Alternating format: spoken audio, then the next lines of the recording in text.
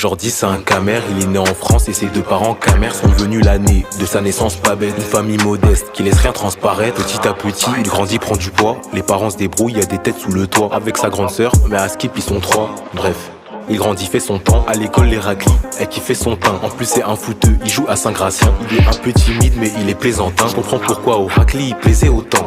Son plus grand rêve c'est de jouer au Barça. Mais apparemment, à l'école c'est pas ça. Les mauvaises notes, les heures de colle sont passées. Mais à la fin de l'année, il est toujours passé. Mais sinon au foot, à Skip c'est pas mal. Les entraîneurs disent au daron qu'il a de la balle, très technique mais ça se voit qu'il a pas la dalle. Chaque année il est conservé, c'est banal. Il a fait des tests un peu à gauche à droite. C'est toujours la même réponse, partout ça passe pas. Il a dû décevoir maman et papa, mais il est renfermé, du coup il en parle pas. Peu de temps après la première expulsion, il a appris le seum, ça a réveillé ses pulsions. Toujours souriant, mais un peu plus sombre. Il marche en équipe mais il se sent un peu plus seul. Avec les raclis, il est toujours en phase. Il s'est dépucelé dans la cité d'en face. C'est bon là, il est tombé dans ça. Mais il refuse quand une meuf l'appelle pour danser. Il préfère le foot, les paires de Venom. Mais dans le football, y a-t-il vraiment de l'avenir? Faut se réveiller, faut faire rentrer des sommes. Faut aider à la maison, comme font les hommes. Il commence à rabattre, il touche pas aux produits. Il consomme pas au foot, il veut être un produit. Mais il a pas de contrat à l'heure d'aujourd'hui. Sa famille lui dit arrête de rêver Jordi. En plus de ça, il va plus à l'école. Il pète son bac ES et il dit allez stop. Il veut faire des sous, il a plus le temps d'aller stable. Sa vie c'est un escalier, il est à l'étage. Il prend sa première quête car il se dit qu'il est temps. Faut qu'il charbonne car souvent il est dilettant. Mais grâce à lui les Yankees ont l'œil dilaté. À cause de lui les Yankees ont claqué des dents. Mais quand tu veux plus il faut toucher à tout. Il carotte des PCS un petit peu partout. Il a un snap de faux billets et ça tourne. Le bitmoji est blanc, Zarma c'est un babtou.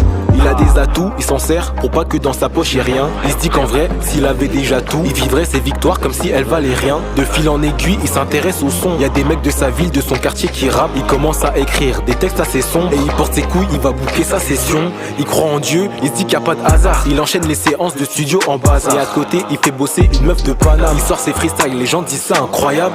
Mais là, faut trouver du cash. Donc il est allé chercher du taf. Il vit plus chez sa Russ, on veut le caler au bled. Mais il rentre et il vit chez un pote qui l'héberge. 3 mois plus tard, on lui propose un contrat, on dit qu'il peut percer. Mais il a confiance en personne, il prend son avance, il prend son cachet. Les gens réapparaissent comme s'il s'était caché. Il veut pas être un talent gâché. C'est pas un enfant gâté, mais Dieu l'a gâté avec un talent caché. Il a même plus besoin de faire des talents cachés. Premier Planète Rap, première EP, premier single d'or, donc il est OP. Il roule en Audi, il roule pas en Opel. Il fait pas la star, le poteau est Opel. Il fait pas pour la fame ou pour s'amuser. Longue vie à lui, longue vie à sa musique. Il fait pas pour la fame ou pour s'amuser. Longue vie à lui, longue vie à sa musique.